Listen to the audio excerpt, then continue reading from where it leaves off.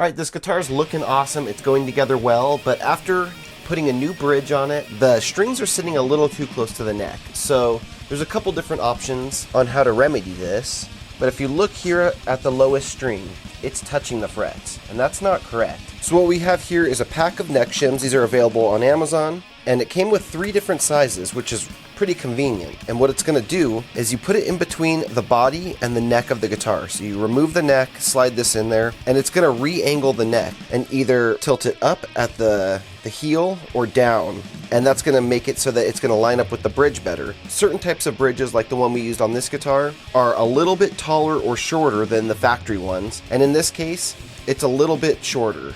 So I made up for that by compensating and lifting the saddles, but like I said, that's not the best way to do it when you need to lift them that much. If we slide one of these in there, that's going to re-angle the neck and point the neck down at the heel, and it'll point it at the correct height for the saddle. So essentially it'll be lifting the front of this neck a little bit. What's really nice about these two is that they're planed perfectly flat, and they're going to make the neck and the body have constant contact. I've seen a lot of different things used as shims over my years of working on guitars. At this point, I've done well over 100 guitars, and a lot of those were guitars that I bought on eBay or Reverb that were used and modified. And I've found things like business cards, which isn't even the worst. I found pieces of plastic, pieces of pickguard material, all kinds of weird things in between the neck and the body to achieve the proper neck angle. But when you use something like this, you're creating a gap.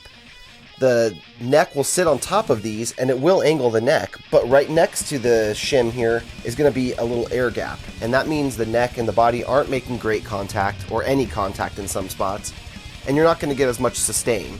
Using something like this, it's going to fill the whole gap, and that sustain and vibration is going to go through from the neck to the body. Having gaps like this is not good, and while it might work, you're going to lose some tone and some sustain. So we're going to go ahead and remove the neck.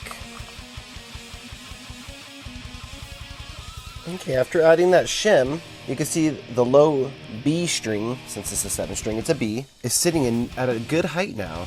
And the screws of the saddle are sitting at the correct height.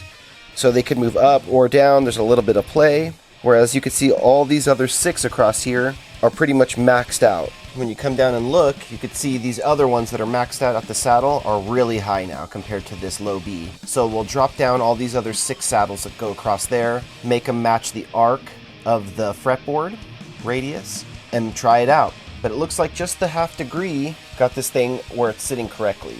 Okay, now we have all the screws set at a better height. The saddles are sitting good. The guitar's looking like it should play really good. I did a quick test and it feels good to me.